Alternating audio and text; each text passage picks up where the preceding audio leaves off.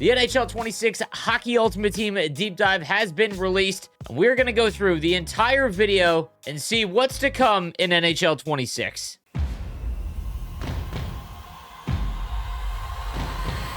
Hi everyone, I'm Will Lee, HUT producer on the EA Sports NHL team. And I'm Mike Engelhart, creative director. Today we're excited to walk you through everything new in Hockey Ultimate Team and introduce you to some of the people who helped shape it. This year we've taken a big step forward, not just in how HUT plays, but how it stays connected to the sport itself.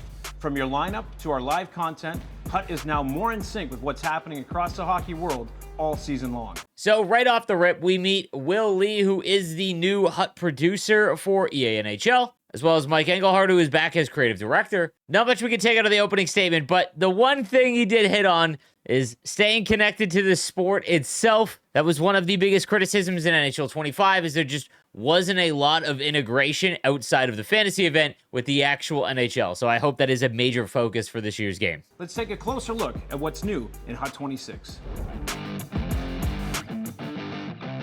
The HUT main menu has been completely rebuilt. In past years, it could feel slow and cluttered and didn't always reflect how you actually use the mode. So we took a step back and redesigned it around the things you do most. The new layout loads quicker, takes fewer clicks, and gets you to where you want to go without the extra friction.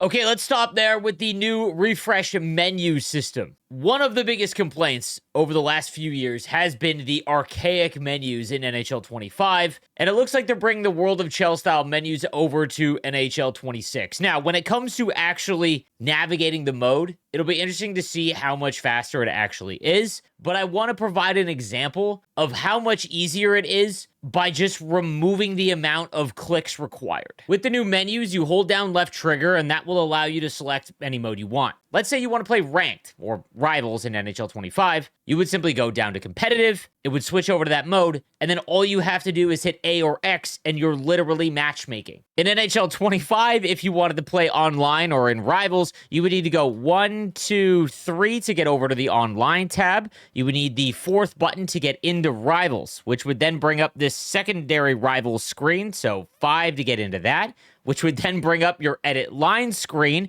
which you would then need to hit start again. Start would finally get you to the spot where you can actually search for a game. Now, all of that is done in essentially 2 buttons in NHL 26. So regardless of everything else, just actually accessing the modes, with the removal of the amount of screens you've got to get to, it's just going to be a far faster experience. So that I'm excited about. You'll also see your top players featured right on the home screen. It's a small change, but one that helps you make the mode feel more like it's yours. We also brought over something players really liked from Wildcard, the improved lineup screen. That layout has now been applied across the edit lines experience. So the new cinematic style of showing off your top player with kind of that, again, video style background. Love the look. However, if they sacrifice actual time and speed to do things in the mode because they have a motion background, don't love that. We'll have to wait and see once we actually get into the game, though, and start messing around with all the things we do for content. Now, when it comes to the lineup screen, again, simpler, shows everything, what we had in Wildcard, but a little bit cleaner. Definitely an improvement, especially with the new chemistry system where we need to see more stuff on the screen, especially when we're trying to make lineup combinations to get different boosts. Now, let's stay on this lineup screen because it highlights some things I want to go over. Number one, it looks like we've got our first look at a potential early event, or at least looks like to be master set player items. We've got the 85 overall Spotlight Sam Bennett. We've also got the 85 Tom Wilson from what's called Chell Weeks. We'll get into that a little bit later on. We've already seen the heroes and icons in Fedorov, Thornton, Solani, Naslin, Hemsky, Kachuk, as well as Pronger, Chelios, Blake, and Chara on the back end with Lundqvist and net. And then obviously the captain, Anders Lee. They'll touch on captains a little bit more, but it looks like every captain will come with a division boost. So with Anders Lee, it requires Metro Division players, and those players will receive a +1 overall boost if you have that captain in your lineup, which is pretty big early on especially. But the thing I want to highlight most, this looks like a team that has among the best cards in the game early at launch. They have all 6 icons, they have 5 heroes, as well as what looks to be 2 master set player items with Sam Bennett and Tom Wilson. Notice that this team is over the cap And that includes having Nathan Gerby, who's there to give a salary cap boost of $1 million, and Danny Heatley at 83 overall. I get that this would be a team for players that definitely spend money in the game. Even if you are a hardcore grinder, this team would probably take 3 to 4 weeks of just mastering the market. I'm just very curious to see how players react when they hit a spot like this, when they've just either had insane pack luck or really grinded to get as many good cards as they can, and they can't use them all because they're over the cap. I think the salary cap would be great for specific modes, like Hut Champs. I can't see the salary cap by the end of the year, unless it is massively adjusted, being a positive as we go along. I will say, however, for the casual player, it definitely helps because it stops that insane ceiling, but there's going to be a lot of players that just get frustrated, especially the hardcore players where they're just like, why am I earning these top-end cards if I can't put them all in my lineup? It is called Hockey Ultimate Team. So very interested to see how the salary cap plays out. CupChase is a new offline mode in NHL 26 that gives solo players a more structured and rewarding way to play. It's built around an 18-game schedule, followed by 2 rounds of playoffs, with each round played as a best of 3. You build your lineup, play through your season, and see how far you can take your team. You'll also be able to choose your own difficulty level. That makes CupChase more flexible, whether you're still learning the mode or if you're looking for a tougher challenge. It has its own reward track, separate from the XP path, that gives you something tangible after each step in your season. You're earning content specifically designed for this mode, and you're getting it on your own schedule. No waiting for resets, no wondering how your rewards stack up against someone else's. And just like other modes in HUT 26, your progress here also contributes to your overall XP path. So even if you're focused on solo play, you're still making meaningful progress towards your season goals. All right, let's talk about CupChase, which is effectively replacing squad battles in NHL 26. I've talked about this for years. I think for offline HUT players, moving towards this style of mode is definitely the play. If you were a pure offline player in prior games, in squad battles, you were just effectively playing random teams, trying to get wins for objectives, but there was no meaning towards any of it. You were just simply playing for the sake of playing. CupChase starts to implement some actual stakes when it comes to playing offline games. So they showed off a few rewards that you can earn while playing CupChase. As you can see, there's a reward for making the playoffs, there's an award for winning the cup, and then there is also an award for being undefeated, which is interesting. Now, I'll be honest, 3 packs is pretty light. However, if those 3 packs are essentially what we would have earned with the 30 win objectives in NHL 25, I'm all right with that. Because if you consider this, in NHL 25, you needed 30 wins total in squad battles, regardless of how you played. To go undefeated and win the cup in CupChase, you need 18 for the regular season, and then it's 2 best of 3 rounds in the playoffs. So 4 more total, meaning that 22 games is the entirety if you went undefeated. It also looks like the rewards will be tiered, so if you play on Superstar, you will get Superstar rewards. If you play on a lower difficulty, we can only assume that you are going to earn packs that have less odds of pulling something good. While you're doing this, you're earning XP towards the unified XP path, which they introduced in NHL 25. Now, the last big piece here is they mention you can play at your own pace. So it looks like you're able to just play another season right after you complete the first one. And if that's the case, if you're an offline player, you grind a lot of offline, you can just keep going and earning those rewards immediately, as opposed to what we've had over the last 5 years of squad battles where you've got to wait for your weekly squad battle rewards. If that's the case, huge win, especially for offline players. Let's talk about ranked. This is a brand new competitive mode in NHL 26. Brand new might be a little bit of a stretch. It's Rivals with a fresh coat of paint. A full rework of how head-to-head progression works in HUT. The first big change is matchmaking floors. Once you reach a division, you'll stay there for the rest of the season. If you earn your way up, you won't be knocked back down after a few tough games. It helps take some pressure off and lets you focus on improving, not constantly trying to recover lost ground. I think this actually inadvertently fixes the biggest problem with Rivals, and that was that people would derank on purpose so that they would be able to get their 30 Rivals wins far easier. since in NHL 26 you actually rank up to get the best rewards, once you're locked into that rank and not being able to move back down, even if you lose a ton of games, that's pretty massive, because that means if you get to the ultimate rank, you can't fall all the way back down and play Division 3 players. Again, I'm not totally sure if that's how it works, but if you're locked into the highest rank that you hit, I don't see how they would be able to de-rank to play players that are much lower ranked. We also reworked the rewards.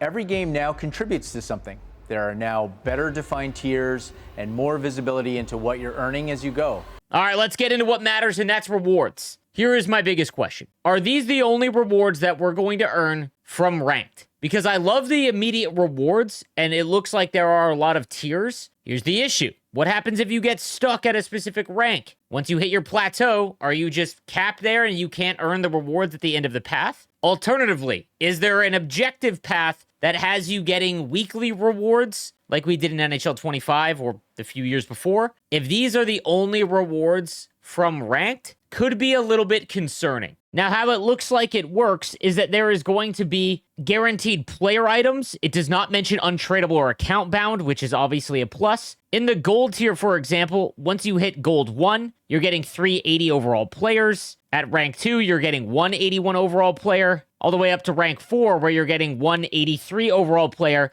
and you're also earning multiple 75 and above overall items as well. Going back to the launch of 25, with the massive reduction of just cards and rewards that we got, every card was worth more, and if the lower overalls are still in play, this actually doesn't look like a bad reward path. That's going to be determined, though, a week into the game, however. If you reach the qualification division, you'll unlock access to Hut Champs, the highest level of ranked play, with the toughest competition and the most exclusive rewards.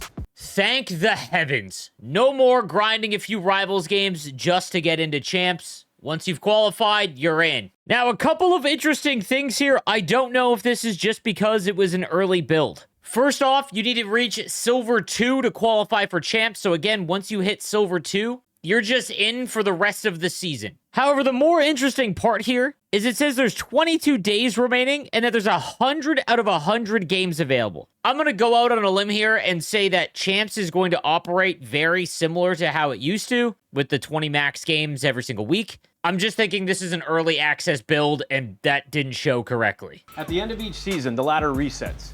This gives you a new opportunity to climb. And if you're able to reach the top, there's something special waiting. Players who hit the ultimate rank will unlock a jersey that's unique to that season. It's a way to show you made it to the highest tier, and each season will bring a new design to earn. Rank now gives you more to play for and a better sense of what each match means. Okay, so it looks like the competitive ladder that we try to grind throughout will reset every season, which makes sense. We also get a look at some of the elite rewards with the Ranked Elite 5 reward pack, which will give us an 82 and above player item, as well as some other various overall players. Consider that McDavid's only an 85 overall at launch, so that's actually half decent odds because the player pool is so small. But again, I don't really understand how the ladder is going to work because less than 1% of the player base was able to hit Division 1. So part of me thinks that this is going to be that cumulative, where it just takes far longer for players that are in lower divisions in prior games to get all the way to the end. If that isn't the case, there has to be some alternative rewards for players that are never going to hit the elite tier. And the ultimate ranked reward is pretty insane for launch of the game. It contains 6 player items with 182 overall item, 280 overall and above items, and then 186 overall players. Again, if McDavid's an 85, the only 86 overall items at launch of the game are icons. So I don't even know how that's going to work, but that's a pretty solid guaranteed reward. I also love the vanity item, the flame jersey for getting ultimate. Again, anytime that you could show off that you actually performed well or did something good in game, I'm all for. So all in all, I have a lot of questions about ranked. That reward path and how we actually earn the rewards in tiers is going to be pretty important. And is there alternative rewards like an objective path so that we can earn additional stuff throughout the weeks? In NHL 26, we wanted every lineup decision to matter a little more. The first big change is in the introduction of player combinations. Combinations are bonuses that activate based on how your lineup is constructed. Things like stacking a certain item type, connecting teammates, or nationalities. The more purposeful your build, the more you'll unlock. These bonuses can affect key areas of your team, including boosts to ability points, salary cap, or overall improvements to players when the right pieces come together. To support deeper roster planning, we've also introduced a salary cap system. It adds another layer to team building by encouraging smarter, more intentional lineup decisions. All right, I already gave my thoughts on the salary cap. I think for the casual player base, early on, it's going to be great. I actually think that, again, it stops that ceiling where players can just spend $1,000 and put whoever in. I just think as we go along, it's going to be really annoying to get around, but we'll see. That being said, when it comes to the combinations, when we heard about the chemistry system, I think we all just assumed that if we get an entire lineup of San Jose Sharks, that will receive a big boost and it allows us to play with the exact theme team we want. Doesn't appear to be the case. It looks like there is set line combinations that you've got to activate that they give you. So, for example, if you get an Avalanche, a Jet, and a Utah Mammoth, you get $2 million in salary cap relief. That makes it really interesting when it comes to choosing and forcing players into your lineup. But what I think this is going to end up doing is just price locking the players that can hit multiple of these combinations. So let me give you an example. The line combination to get $2 million in salary cap relief has the Avalanche, Jets, and a Utah Mammoth to get that $2 million. If there is a line combination to give you an overall boost, which I think is going to be the most important, that requires 2 Canadians and a USA-born player. Imagine you get Nathan MacKinnon, Mark Scheifele, and Clayton Keller. That means you're getting the salary cap bump of $2 million, as well as an overall boost for having those players, meaning that those specific players that hit multiple boosts in a season, if they are giving you specific combinations each season, are going to be insanely expensive. It's going to price lock certain player items, and I think that's where the players that spend money are going to have a big advantage. There is a lot more that goes into your team. I actually love that. I just think that there is going to have to be an immense amount of combinations every season, because if there is only 10, let's say, there's going to be specific players that just shoot through the roof, at least for that season. All of this connects directly to how content is delivered throughout the year through HUT Seasons. Seasons are no longer just a date on the calendar. They're the biggest content moments in the mode. Each one drops a full wave of new cards. All right, Connor McDavid getting elite wheels, elite edges, and elite ankle breaker on his base card is actually insane. I stated this in my X Factor recap video. Multiple of these reworked X Factors just screams there's going to have to be a balancing. All of them are very potent, and I think they're going to take over the game more than just realistic hockey. That's my honest guess. Themed events, objectives, and lineup building opportunities. But more than that, every season is built to bring back that feeling you get at the start of a new HUT year. The excitement of seeing what's new, figuring out your strategy, and deciding where to take your team next. And it's important to call this out. You're not starting over when a new season begins. Your lineup stays intact. Your progress carries forward. What you've built still matters. As long as they keep the weekly event drops on top of the seasonal content, I think this is awesome. The fact that every season is now marked with more than just whatever is the XP path, we're getting specific seasonal content like nukes, what you would see in MLB. Absolutely love that. They also mentioned that they're not resetting anything, so progression stays the same. So the new season will just get higher overall cards as we go along. I really like all of that. Hi everyone, I'm Jamie, a HUT producer on the live team. And I'm Mitchell, HUT designer on the live team in NHL 26. In NHL 26, the structure of our core programs is directly shaped by the feedback from the community. Captains, rookies, heroes, and icons are now the foundation of HUT's content plan. These 4 programs will roll out consistently across each season, and each one is designed to support different types of roster building. All right, so captains, heroes, rookies, and icons are the 4 seasonal content drops. We're going to get multiple master set player item type cards from each of those 4 drops. Again, that's essentially like 4 extra events each season on the drop of a new season. Absolutely love it. Each of these core programs brings something different to the table. Captains are designed to lead your team each season. At the start of every season, you'll choose a captain from a curated pool. a mix of current leaders, past fan favorites, and even future faces of the franchise. We get a look at the first 4 captain players you can choose from, with Anders Lee from the Metro, Patrick Laine from the Atlantic, Jonas Brodin from the Central, and Mackenzie Weegar from the Pacific. So if you get 6 players on your team from whatever division you have activated, you'll get a +1 overall boost to all of those players. So captains are going to be pretty pivotal, it looks like. I'm very curious if in the future seasons, if we get captains, can we stack multiple? Like, for example, if we get 12 Atlantic Division teams and we have Patrick Laine and the new Atlantic Division captain for the second season, do we get an alternate boost? Very interested to see how this plays out. Heroes highlight players who meant everything to a fan base. Think Keith Tkachuk, Alesh Hemsky, Zdeno Chara, Rob Blake, Marcus Naslund, or Jeremy Roenick. Icons celebrate the players who shaped the sport itself. Names like Sergei Fedorov, Joe Thornton, Chris Pronger, Chris Chelios, Henrik Lundqvist, or Teemu Selanne.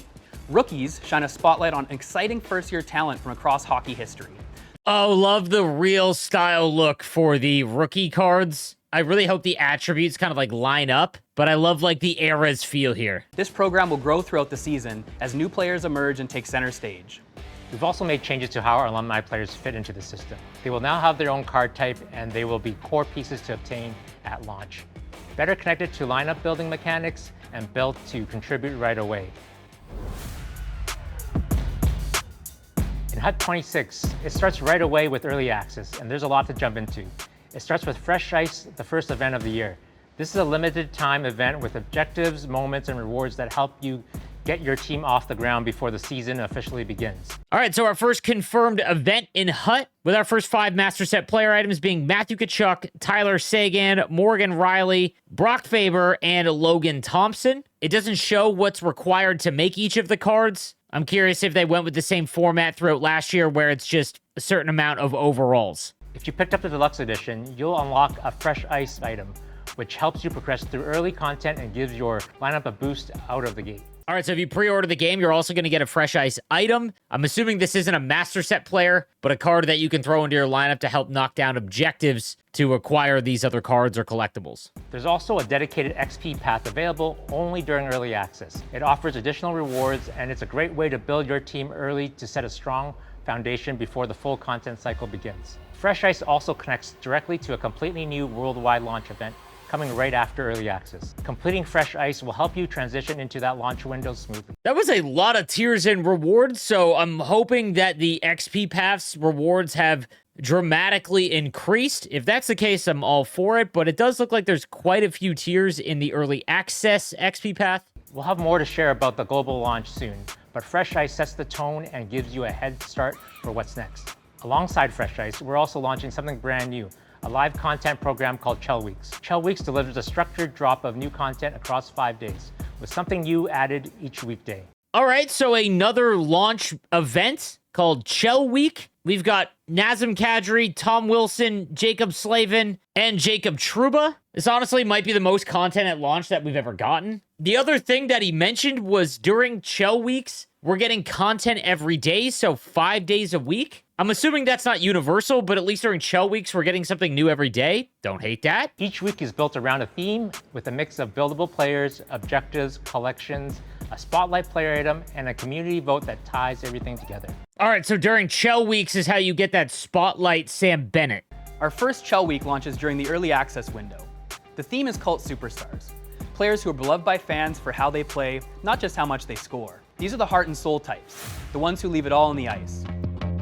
This has been a year of real change and a year of listening. From new solo experiences to redesigned systems and new content delivery, NHL 26 reflects a lot of what you've asked for. We're making a real effort this year to listen to community and reflect that feedback across the entire mode. There's a lot planned for the future, but we're also leaving room to keep learning and adapting along the way. Thanks for playing, and thanks for being a part of it. All right, final thoughts on Hockey Ultimate Team from the deep dive. Number 1, the salary cap still scares the hell out of me. I think it's going to be great early on because it won't really impact 99% of the player base, simply because we won't be able to earn enough cards to hit that threshold. But like I showed you early on, with an example of just having a stacked team, you can't put everyone in your lineup. And again, I think for the majority of the player base, that's great. Very curious, though, 3 months in, if even the casual players have gotten a few Master Set player items, or how the fantasy event is going to work.